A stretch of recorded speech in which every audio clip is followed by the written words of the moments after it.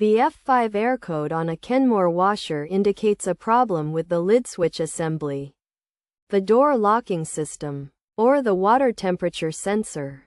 This issue can be caused by power supply problems, a faulty water temperature sensor, or a malfunctioning lid switch or door lock. To resolve the issue, start by power cycling the appliance. Switch it off. Unplug it. Wait for about a minute to reset the control board. Then re-plug and switch it on.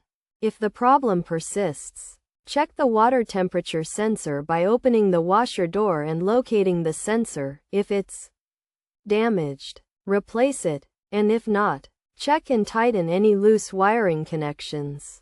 Next, examine the lid switch assembly and door lock to ensure they are in good condition, replacing them if necessary. If the code persists after these steps, it's recommended to call a professional for further assistance.